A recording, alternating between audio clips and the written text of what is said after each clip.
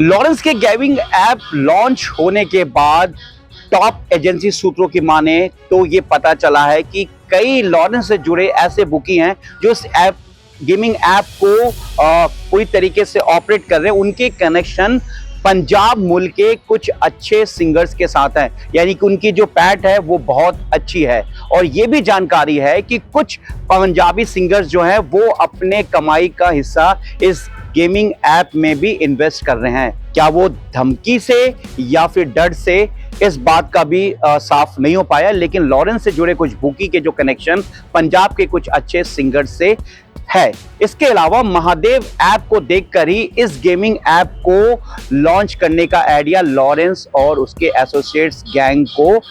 लगा था कि इस तरह के गेमिंग ऐप को मार्केट में लाना चाहिए, जिससे कि गैंग के को फाइनेंशियली तौर पर पूरी तरीके से मजबूत किया जा सके। साथ ही इस पूरे मामले में ये भी बात सामने आ रही है कि महादेव ऐप के जो ऑपरेटर थे, जो उसके मालिक थे, उनसे भी लॉरेंस और उसके गैंग ने उगाही की कोशिश की थी। फिलहाल लॉरेंस गैंग का जो ये ऐप है, इसका एपिक सेंटर जो इस वक्त दुबई में है, और इसके जरिए वो हिंदुस्तान से लेकर विदेश तक में इस गेमिंग ऐप के जरिए जो काला कारोबार है और पैसों की जो पूरी तरीके से कमाई है वो कहीं ना कहीं कोशिश कर रहा है, जिससे कि लॉरेंस और उसके गुर्गे अपने गैंग को और मजबूत कर सके और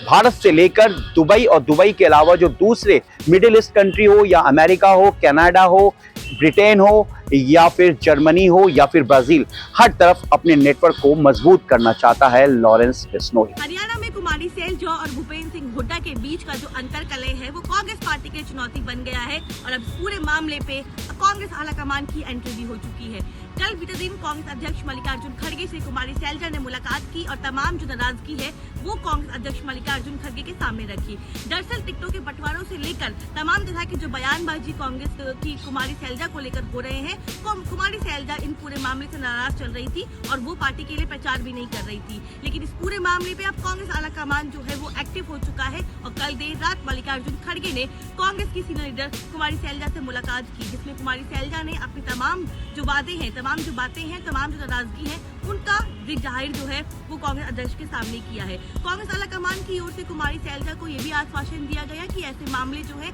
ऐसे विवाद जो है वो अब आगे देखने को नहीं मिलेंगे। लेकिन कांग्रेस आलाकमान की ओर से कुमारी सैलजा को ये भी कहा गया कि पार्टी की अभी प्राथमिकता है हरियाणा में सरकार बनाना, जिसके लिए कुमारी सैलजा को प्रचार करना होगा। कांग्रेस के लिए कुमारी सैलजा जरूरी भी है और मजबूरी भी है, क्योंकि कांग्रेस की कुमारी सैलजा जो है हरियाणा में एक प्रभावी नेता के तौर पर देखी जाती है। जिस समुदाय से वो आती है वो दलित समुदाय है और दलित समुदाय का वोट बैंक पाने के लिए कांग्रेस पार्टी को कुमारी सैलजा को अपने साथ रखना पड़ेगा। ये एक मजबूरी और एक जरूरी दोनों ही चीजें साबित होती है। दरअसल कल जब मल्लिकार्जुन खड़गे और कुमारी सैलजा की मुलाकात हुई, उसके पीछे की कहानी ये है कि राहुल गांधी ने खुद इस मामले में इंटरफेयर किया और नेताओं को ये बोला गया कि इस पूरे मामले को जल्द से जल्द सुलझाया जाए, जिससे हमें नुकसान हो रहा है और हमारी प्राथमिकता ये है कि हरियाणा में पहले सरकार बने। उसके बाद मल्लिकार्जुन खड़गे ने कुमारी सैलजा को अपने आवास पे बुलाया, बैठक हुई, तमाम बातें हुई और उसके बाद आज सुबह मल्लिकार्जुन खड़गे का जो कि दौरा आज होना था, प्रचार प्रसार के लिए मल्लिकार्जुन खड़गे को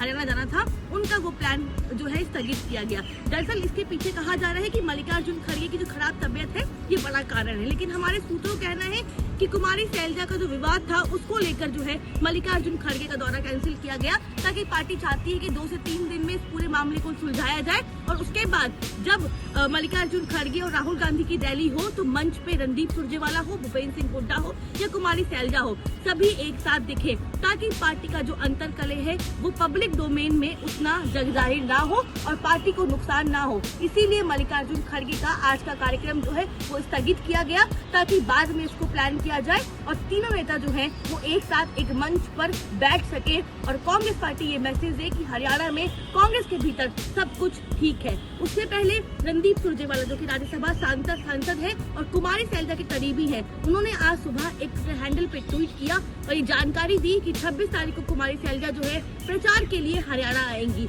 ये कोई इत्तेफाक नहीं है। कांग्रेस आलाकमान चाहता है कि जिस तरह से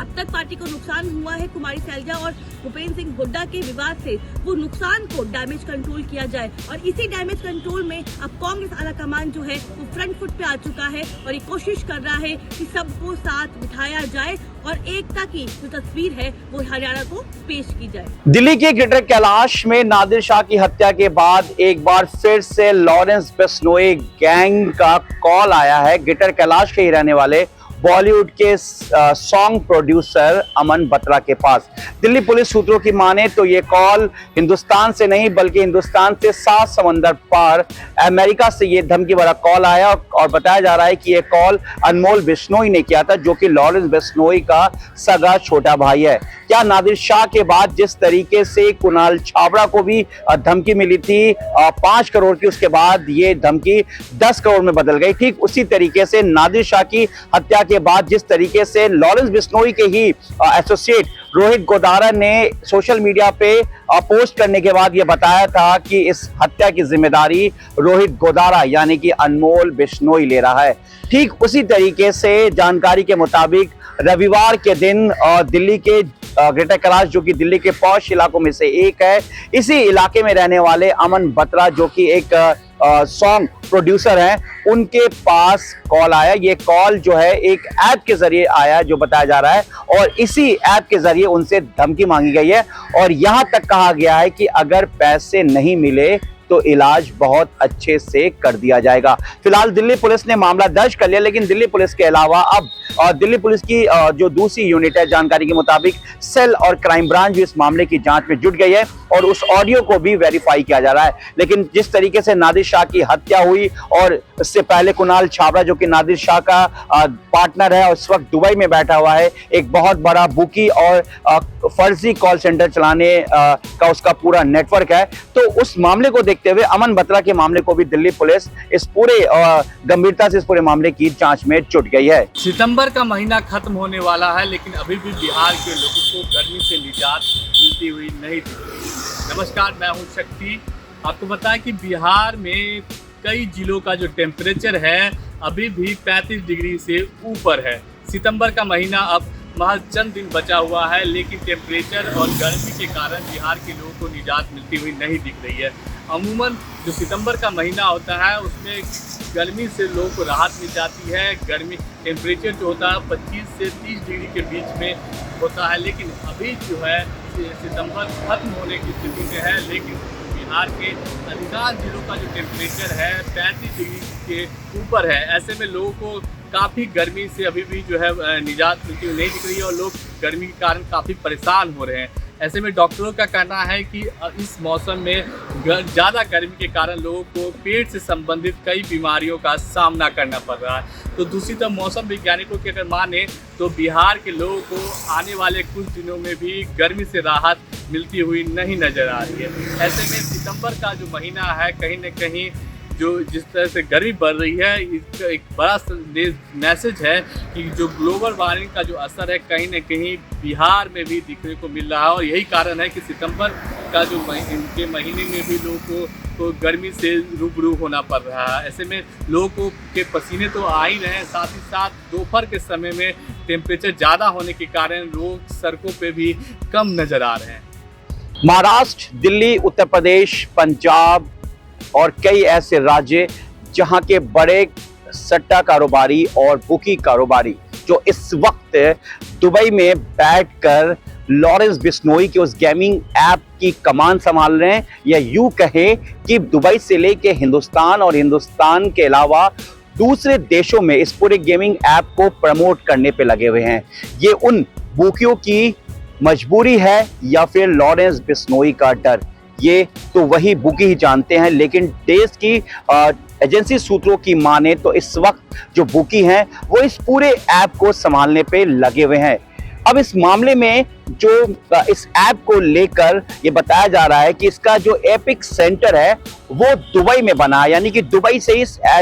ऐप को लॉन्च किया गया है। देश की एजेंसीज और